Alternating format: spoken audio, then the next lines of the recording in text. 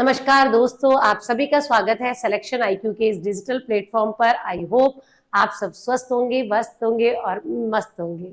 तो जैसे कि आपको पता है, अभी हो चुका है चतुर्थ श्रेणी कर्मचारी भर्ती का एग्जाम, और जैसे एग्जाम हुआ उसके बाद लगातार जो है स्टूडेंट की डिमांड रहती है, उनको एक ही चीज दिखाई देती है और वो होती है कट ऑफ। कि कट ऑफ क्या रहने वाली है, कट ऑफ क्या रहेगी, इसके बारे में ही मैक्सिमम जो स्टूडेंट है वो बात करते हैं। लेकिन इस बार थोड़ा सा कट ऑफ में एक ट्विस्ट आ गया, क्योंकि राजस्थान राज्य कर्मचारी चयन बोर्ड जो है उसने कहा कि वो अपने जो पेपर्स है वो अवेलेबल नहीं करवाएंगे, मतलब स्टूडेंट को पेपर नहीं मिलेगा। साथ ही साथ जो पेपर का एनालिसिस करवाए जाते हैं यूट्यूब पर, उस पर भी रोक लगा दी गई। तो उस पर्सपेक्टिव को देखते हुए अभी चतुर्थ श्रेणी भर्ती परीक्षा 2025 जो कि एक महाकुंभ था, वो महाकुंभ खत्म हो चुका है और उसी को लेकर अब लगातार स्टूडेंट के मन में एक ही सवाल है। हर कैंडिडेट सिर्फ एक ही सोच रहा है, कट ऑफ कहाँ तक जाएगी, कितनी जाएगी, किस कैटेगरी में कितने प्रश्न पर हम सेफ माने जाएंगे, रिजल्ट कब तक आएगा, मेरा सिलेक्शन होगा या नहीं होगा, ये सब जो है स्टूडेंट के मन में चल रहा है। तो आप सबके इन्हीं सारे सवालों को, कंफ्यूजन को दूर करने मैं आई हूं आपके लिए लेकर एक पूरा विश्लेषण, जिसमें हम बात करेंगे एग्जाम के ओवरव्यू के बारे में, कितने लोग प्रेजेंट रहे, कितने एब्सेंट रहे, पेपर का लेवल क्या रहा, और कैटेगरी वाइज जो एक्सपेक्टेड कट ऑफ है जो कि आप जानना चाहते हैं, और साथ ही साथ ये भी कि रिजल्ट कब आने वाला है। तो चलिए शुरू करते हैं आज हम। और आज हमारा जो टॉपिक है, सब बेसब्री से जिसका इंतजार करते हैं कि एक्सपेक्टेड कट ऑफ क्या रहने वाली है, सेफ स्कोर क्या है। मैडम आप तो इतना सा बता दीजिए कि मेरे कितने नंबर आ जाए तो मेरी तो मौज हो जाए, तो और मैं तो ये सोच लूं कि मेरा तो सिलेक्शन हो गया, यही सोचना चाह रहे हैं ना। चलिए देखिए, वैसे आपने बहुत सारे वीडियो इसके रिगार्डिंग देखे होंगे, क्योंकि आपको पता है जब भी कोई एग्जाम होता है तो उसके एनालिसिस को लेके, उसकी कट ऑफ को लेके वीडियोस की बाढ़ आ जाती है। स्टूडेंट सोचता है कि एक बार मुझे थोड़ा सा पता लग जाए कि मैं कट ऑफ के नियर बाई हूँ या नहीं, और जिस वीडियो में उससे बता दिया जाता है कि आप नियर बाई हो तो वो एकदम निश्चिंत होता है, और अगर किसी वीडियो में कट ऑफ ज्यादा बता दी जाती है तो वो उदास होता है। तो हमें बिल्कुल गीता के स्थित प्रज्ञ को ध्यान रखना है। रिजल्ट तो देखो पेटियों में बंद हो चुका है, जैसा मैं हमेशा कहती हूँ। तो अब तो सिर्फ आप चिंता ही कर सकते हो, और कहते हैं ना कि चिंता चिता समान है, तो आपको चिंता नहीं करना है, अब तो चिंतन करना है। अगर नहीं हो रहा है तो ये एनालिसिस करें कि क्या कमियां रह गई, और हो रहा है तो ये सोचे कि इससे अपग्रेड एग्जाम के लिए या और कौन से एग्जाम है जिनके लिए भी आप प्रिपेयर कर सकते हैं, क्योंकि ये मंजिल नहीं है, ये तो सिर्फ एक रास्ता है। आगे भी बहुत सारे एग्जाम है जिनके लिए आप प्लान कर सकते हो। तो बात कर लेते हैं यहाँ, जैसे कि चतुर्थ श्रेणी कर्मचारी भर्ती परीक्षा आप देख ही रहे हैं, और आपको ये भी पता होगा कि ये जो परीक्षा है उसका आयोजन कब हुआ, तो 19, 20 और 21 सितंबर 2025 को इस प्रतियोगी परीक्षा का आयोजन हुआ। एक दिन में 2 शिफ्ट हुई है, यानी हम बोले तो टोटल 6 पारियों में इस एग्जाम को लिया गया है। लेना ही था, इतने सारे स्टूडेंट थे, सरकार भी क्या करे। इतने जब अगर मतलब 24-25 लाख विद्यार्थी होंगे तो 3 दिन में और 2 शिफ्ट में एग्जाम लेना ही होगा। तो सबसे पहले थोड़ा सा आंकड़े देखते हैं यहाँ पर कि आंकड़े क्या है। तो आपको पता ही है, चतुर्थ श्रेणी कर्मचारी भर्ती परीक्षा, और मुझे लगता है जितनी रील्स और जितने मीम्स इस पे बन सकते थे वो किसी एग्जाम पर आज तक और नहीं बने हैं, कि बीएड वाले, एमएड वाले, इंजीनियरिंग वाले सब एग्जाम दे रहे हैं। इवन आरएस वाले जो स्टूडेंट है उनके भी कई जो रील्स है कि मुंह पे मुखौटा लगाने दिए जा रहे हैं, तो वो भी आपने खूब दिखे होंगे, खूब वायरल हुए हैं। तो जैसे मैंने बताया कि एग्जाम हुआ कब है, तो एग्जाम हुआ है आपका 19, 20 और 21 सितंबर को इस महाकुंभ का आयोजन हुआ था।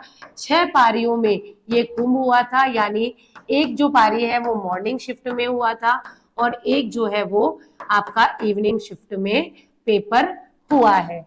क्यों हुआ है भाई? क्योंकि इसमें रजिस्टर्ड जो स्टूडेंट थे वो कितने थे, तो कुल, या हम बोले टोटल, एक तो हिंदी आपको लिखनी पड़ती है हमें, स्टूडेंट, कुल रजिस्टर्ड विद्यार्थी, तो भाई ये कुल रजिस्टर्ड जो विद्यार्थी थे वो थे आपके 24,71,000। अब आप सोचिए 24,71,000 विद्यार्थी अगर भाग लेंगे तो इसे तो हम कुंभी बोलेंगे ना, ठीक है। ये तो लक्खी मेले से भी ज्यादा बच्चों ने ये एग्जाम के लिए रजिस्टर्ड किया था, और आपको पता है जितने रजिस्टर्ड करते हैं उतने जाते नहीं है। तो कुल उपस्थिति की बात करें कि भाई कुल उपस्थिति कितनी हुई, तो इसमें जो है लगभग 21 लाख जो बच्चे थे वो उन्होंने एग्जाम दिया है। तो 21,71,000 विद्यार्थियों ने भाग लिया है। और अगर हम बोले कि भाई तीनों, मैं ओवरऑल शिफ्ट का बता रही हूँ, देखो एक एक शिफ्ट का तो कोई मतलब नहीं है जानने का कि क्या हुआ। और अगर हम इस उपस्थिति की बात करें तो लगभग 85% उपस्थिति यहाँ पर रही है। यानी उपस्थिति देखा जाए तो पिछले एग्जामों से कंपेयर कर लूं तो काफी अच्छी उपस्थिति है। अनुपस्थित बच्चे कितने रहे, तो अगर आप अनुपस्थित देखो तो देख लो भाई, मोटा मोटा 25 में से 21, तो अनुपस्थित रहे लगभग 3 लाख बच्चे। तो 3,53,000 बच्चे इसमें उपस्थित रहे हैं। अब अगर हम बात करें पोस्ट कितनी थी, तो इसमें कुल जो पद थे वो थे आपके 53,786। एग्जैक्टली देख लेना कि 53,000 के करीब इसके पद है। तो 53,000 पद के हिसाब से अगर हम देखें तो प्रतियोगिता या प्रतिस्पर्धा कितनी है, तो भाई पेपर में भी आया था कि 39 पद पर एक उम्मीदवार का चयन किया जाएगा। यानी एक सीट और 40 लोग, जैसे कहते हैं एक अनार 100 बीमार, तो यहाँ पर जो एक वैकेंसी पे 39 जो लोग हैं वो प्रतियोगिता कर रहे हैं, कंपटीशन कर रहे हैं। आप बोलेंगे मैम ये सब क्यों बता रहे हैं, क्योंकि इनसे कट ऑफ का बहुत फर्क पड़ता है, ठीक है, कि कितने उम्मीदवार हैं, कितना क्या है। तो ये तो हुआ कर्म इसके बारे में। पेपर का पैटर्न की बात करते हैं तो हम पेपर एनालिसिस को कर लेते हैं थोड़ा सा ध्यान। पेपर एनालिसिस पे यदि हम बात करें, क्योंकि देखो पहले तो आपके एग्जाम एनालिसिस, एग्जाम का ओवरव्यू, पेपर पैटर्न, फिर उसके बाद ही हम कट ऑफ तक पहुंच पाते हैं। ऐसा कोई मैजिक स्टिक नहीं है। मैं हमेशा बोलती हूँ कि आज पेपर आया और मैं बता दूं जी कट ऑफ 70 गई ना 80 गई ना 90 गई या जाएगी, ऐसा नहीं है। ये सिर्फ और सिर्फ एनालिसिस पर डिपेंड करता है। जो स्टूडेंट इस एग्जाम में शामिल हुए हैं उनके जो डेटा है, जो सैंपल्स आते हैं, जो अलग अलग सोशल मीडिया प्लेटफॉर्म से, व्हाट्सएप मैसेज, टेलीग्राम, इन सब के माध्यम से, यूट्यूब के माध्यम से, पोल क्वेश्चन के माध्यम से हमें मिलता है, वो एनालिसिस पर ही हम ये कट ऑफ बताते हैं। अदरवाइज मेरी कोई जानकारी नहीं है बोर्ड में कि जहां से मैं पूछ के कट ऑफ आपको बता दूं, ठीक है। तो ये सिर्फ एनालिसिस के बेस पर है। पेपर का पैटर्न आपको पता ही है, एक ही पेपर हुआ था जीके एंड जीएस का, ठीक है। पेपर में जो है 150 जो है प्रश्न थे, 2 घंटे का ये पेपर था, साथ ही थी नेगेटिव मार्किंग, तो आपको ध्यान रखना है। यानी एक क्वेश्चन का हो गया 1.33 अंक। अब पेपर इतना भी इजी नहीं था कि वो चुटकियों में हवा में आप कर दो, इतना पेपर भी इजी नहीं था। पेपर इजी टू मॉडरेट था, यानी कुछ क्वेश्चन तो ऐसे थे जो हम बोल सकते हैं इजी टू मॉडरेट पेपर था। कुछ पेपर क्वेश्चन तो काफी इजी थे जो देखते ही आ रहे थे, ठीक है, जो हमेशा प्रीवियस ईयर क्वेश्चन भी अगर आप पढ़ जाते हैं, जैसा मैं हमेशा बोलती हूँ, तो भी काफी क्वेश्चन उसमें से आपके निकल जाते। लेकिन कुछ क्वेश्चन ऐसे भी थे जिन्होंने आपको थका दिया, आपको सोचने पर मजबूर कर दिया। और देखिए वही क्वेश्चन जो होते हैं वो कहीं ना कहीं आपको लीड दिलवाते हैं।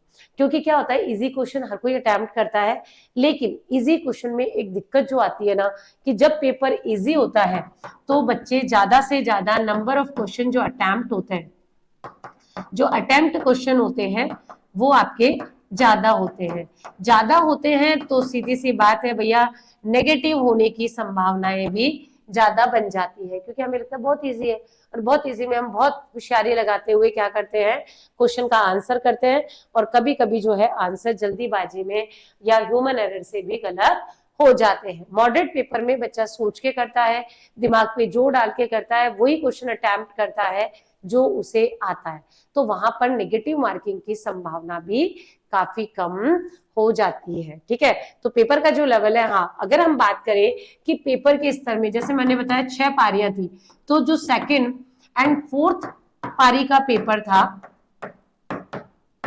वो थोड़ा सा टिपिकल था, पेपर का स्तर कठिन था। बाकी अगर देखा जाए तो लगभग जो है पारियों में वो क्वेश्चन उसी टॉपिक से कहीं ना कहीं रिपीट देखने को मिल रहे थे। बट जो फोर्थ, यानी फोर्थ मतलब सेकंड एंड फोर्थ, क्या हुआ कि 19 तारीख की दूसरी शिफ्ट और 20 तारीख की भी दूसरी शिफ्ट का जो पेपर था वो कंपैरेटिवली हार्ड था अदर शिफ्ट से।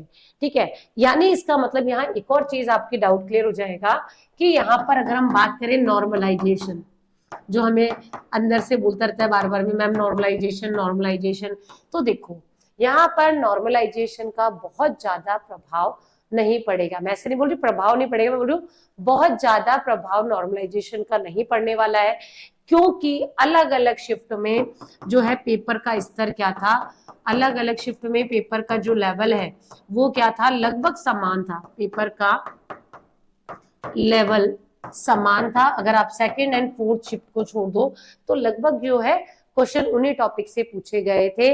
हाँ, लेकिन एक बात बता दूं कि नॉर्मलाइजेशन का मेरिट जो होती है फाइनल, उसमें भी डिसेसिव फैक्टर रहता है। ठीक है, तो नॉर्मलाइजेशन बहुत ज्यादा यहाँ इफेक्ट नहीं करने वाला है, जो 5 से 7 या 8 नंबर का अंतर होता है वही देखा जाता है। ठीक है, तो इस अकॉर्डिंग अगर हम देखें तो यहाँ पर लगभग हर शिफ्ट में पेपर ठीक ठाक था। ठीक है, तो बहुत ज्यादा ऐसा नहीं था कि किसी शिफ्ट में तो बहुत ही हार्ड आ गया और किसी में बहुत ही इजी पेपर आ गया, ऐसा नहीं था कि पसीने ही आ गए स्टूडेंट के, या इजी इतना था कि ऐसे चुटकियों में ही हल हो गया, तो दोनों ही केस थे नहीं थी। ठीक है, तो नॉर्मलाइजेशन को लेके हमें बिल्कुल भी चिंता करने की जरूरत नहीं है। और अब आपने देखा होगा, जैसे मैंने बताया कि लगातार क्या हो रहा है, हर कोई कट ऑफ के बारे में एनालिसिस कर रहा है। एनालिसिस में आप देखेंगे तो कुछ जो चैनल्स हैं उनपे जनरल की 82 से 90 बताई जा रही है, कहीं 85 से 90 बताई जा रही है, कहीं 80 से 85, कहीं 85 प्लस बताई जा रही है, कहीं 78 से लेके 84 तक भी बताई जा रही है। तो सब अपना अपना एनालिसिस है, जिसने जितने सैंपल्स लिए हैं उसके अकॉर्डिंग सब अपना प्रेडिक्शन बता रहे हैं। बट वी नेवर नो कि फाइनल क्या होगा, फाइनल तो बोर्ड ही जानता है। ये सिर्फ एक अनुमानित कट ऑफ है जो कि हम आपको बता रहे हैं। आपको पता होगा कि अभी न्यूज़पेपर में भी आया था कि लगभग इस परीक्षा के लिए जो है आपके जो काफी स्टूडेंट है उनको ज्यादा पास किया जाएगा, यानी लगभग जो है फाइनल लिस्ट में यदि हम बात करें तो फाइनल जो लिस्ट है, या हम बोले इसमें कि अभी कितने एग्जाम में पास किए जाएंगे, तो लगभग 1.5 गुना जो स्टूडेंट है उसको इसमें पास किया जाएगा। तो काफी ज्यादा स्टूडेंट अभी इसमें पास किए जाने वाले हैं। तो राजस्थान राज्य कर्मचारी बोर्ड ने क्लियर कर दिया है कि लगभग 1.5 गुना विद्यार्थियों को हम यहाँ पर बुलाएंगे, और उसके बाद यानी 1.5 गुना मतलब लगभग हो गया आपका 80,000। तो 80,000 जो विद्यार्थी हैं उनको डॉक्यूमेंट वेरिफिकेशन के लिए बुलाया जाएगा।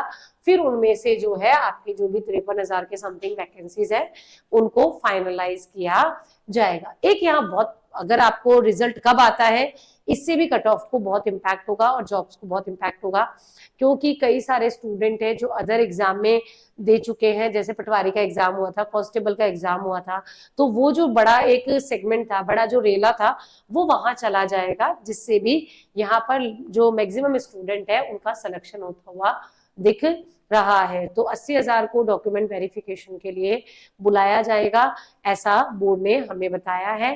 तो नॉर्मलाइजेशन का इस पे बहुत ज्यादा जो है इफेक्ट नहीं दिखाई देगा। ठीक है, अब बात कर लेते हैं, जैसे सबने अपनी अपनी कट ऑफ बताई है, मेरे अकॉर्डिंग अगर हम बात करें कट ऑफ की तो वो क्या है, तो expected cut off, expected cut off. और देखो कट ऑफ का कोई भी दावा नहीं कर सकता है, इवन राइट नाउ तो बोर्ड भी नहीं बता सकता है कि कितनी कट ऑफ जाएगी, क्योंकि ओएमआर शीट का सब रिजल्ट आएगा, एनालिसिस होगा, देन ही बोर्ड भी आपको कुछ बता पाएगा। तो ये जो भी है वो सिर्फ क्या है, वो आपकी एक्सपेक्टेड कट ऑफ है।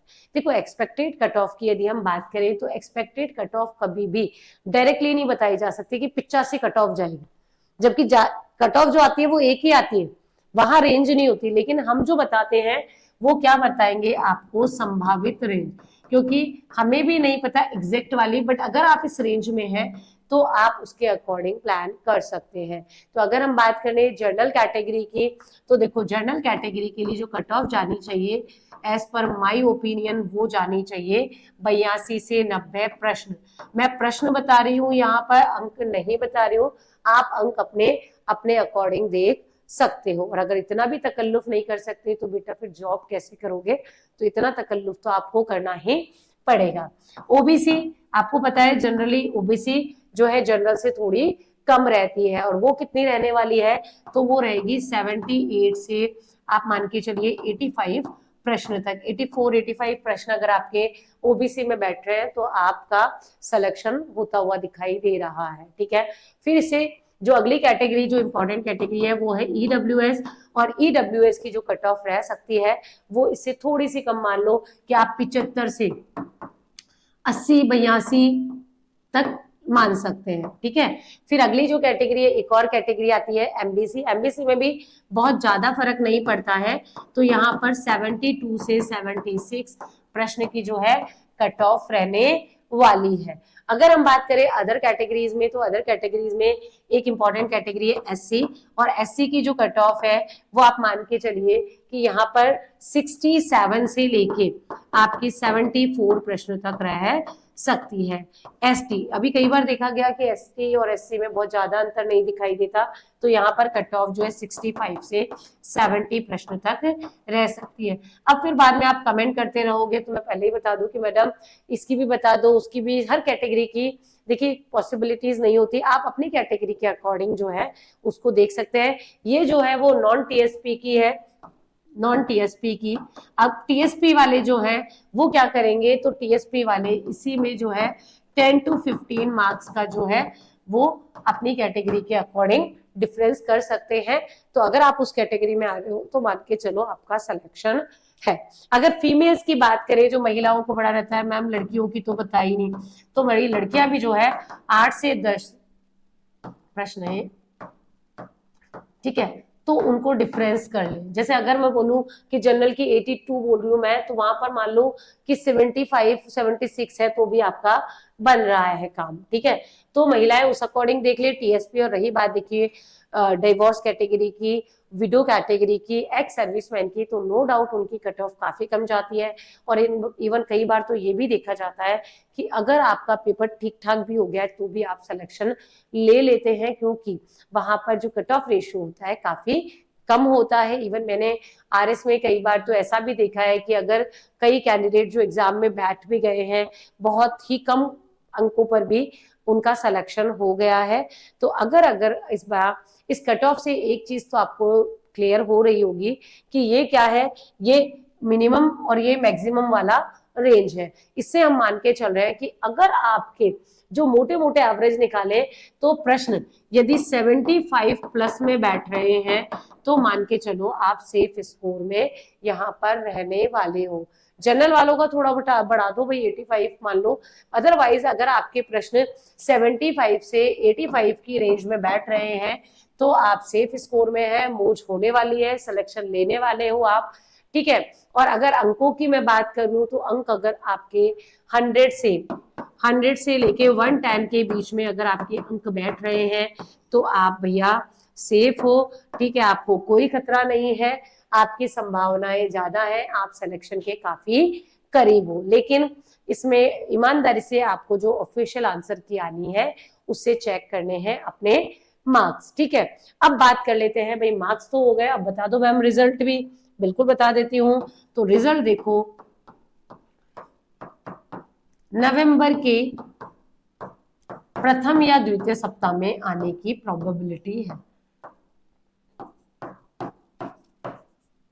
यानी कोई चिंता वाली बात नहीं है, दिवाली बढ़िया से बनाओ आराम से, उसके बाद ही रिजल्ट आने वाला है। तो नवंबर तक रिजल्ट आने की संभावना है, मोस्ट प्रोबेबली फर्स्ट वीक तक आ जाना चाहिए। ठीक है, तो ये था हमारा पूरा एक एनालिसिस कट ऑफ को लेकर। दोस्तों याद रखिए, परीक्षा का रिजल्ट सिर्फ और सिर्फ मेहनत पर निर्भर करता है।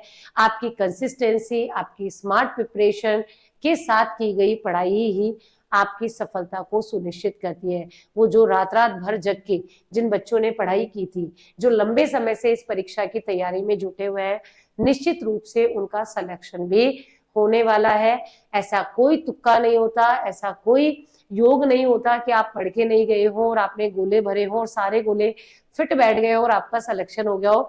ऐसी संभावनाएं कम होती हैं, ठीक है, लेसर संभाव पॉसिबिलिटीज होती है। तो आप इस एग्जाम के साथ जिस भी एग्जाम की तैयारी कर रहे हो अभी भी, आगे भी, उसमें मेहनत सबसे बड़ा इंपॉर्टेंट रोल प्ले करती है। साथ ही कंसिस्टेंसी यानी लगातार की गई मेहनत ही सफलता की कुंजी होती है। तो आपको इस कट ऑफ के अगर आप पास है तो आप मान के चलिए कि आप जो है सिलेक्शन के काफी करीब हैं। बाकी एग्जैक्ट जो कट ऑफ है वो तो आपको बोर्ड ही बताएगा, वो उसी दिन पता चलेगा जिस दिन रिजल्ट होगा। लेकिन अगर आपका ये स्कोर बैठ रहा है तो आप थोड़ा सा सेफ फील कर सकते हैं। और देखो, अब फील करने से कुछ भी नहीं होने वाला है, क्योंकि पेपर तो हो गया है, आपने ओएमआर शीट सबमिट कर दी है, आपका रिजल्ट वहां जा चुका है, औरों का भी जा चुका है। तो अब ज्यादा सोचने विचारने से कुछ नहीं होगा। कभी भी एग्जाम या परीक्षा को, पहले समय था जब सोचते विचारते पढ़ाई करते, अब तो कोई समय ही नहीं है, अब तो पेपर हो चुका है। तो ज्यादा सोचे विचारे नहीं, आपकी कट ऑफ को मिलाएं, निश्चिंत हो जाए और एक दो दिन और जो भी आप करना चाह रहे हैं रिगार्डिंग दिस, ठीक है, वो कर ले। और उसके बाद अपने नेक्स्ट जो टारगेट है उसके लिए अपने आप को तैयार करें। अगर आप वीडियो की तैयारी कर रहे हैं, पीएसआई की तैयारी कर रहे हैं, आप आरएस की एग्जाम की तैयारी कर रहे हैं, आप ग्रेड 1-2 की तैयारी कर रहे हैं, रीट की तैयारी कर रहे हैं, जो भी तैयारी कर रहे हैं, फिर से उसमें जुट जाए। कहते ना कि सर पे कफन बांध के फिर एक बार निकलना है। तो वैसे भी ये देखो, आपकी मंजिल नहीं है, ये सिर्फ एक क्या है, एक पड़ाव है कि भाई हमारी एक जॉब लग चुकी है। ऐसा नहीं कि हमें चतुश्रेणी कर्मचारी बनकर ही रहना है, हमारे लिए लक्ष्य और भी है आगे। तो उनके लिए भी अपने आप को तैयार करें, मोटिवेट करें, ठीक है। तो ज्यादा सोचने की जरूरत नहीं है, एक दो दिन का जो समय और आप इसको देना चाहते हैं, सोचना चाहते हैं, विचारना चाहते हैं, विचार लें। और उसके बाद अपने अगले लक्ष्य की और, वो जो अर्जुन की मछली की आंख होती है ना, उसको देख के फिर से जुट जाए, ठीक है। सर पे कफन बांध के अगला टारगेट आपका क्या है, तो मुझे कमेंट बॉक्स में भी लिखिए कि अगला टारगेट क्या है। तो उसी के अकॉर्डिंग फिर हम अपने चैनल पर आपके लिए वीडियोस भी लेकर आने वाले हैं। तो चलिए, आई होप आप सब व्यस्त होंगे, मस्त होंगे और साथ ही अपने अगले एग्जाम के लिए तैयारी भी कर रहे होंगे। तो अपना ध्यान रखें, मिलेंगे एक और अगले सेशन में जो होगा आपकी खुशियों भरा और सिलेक्शन के साथ।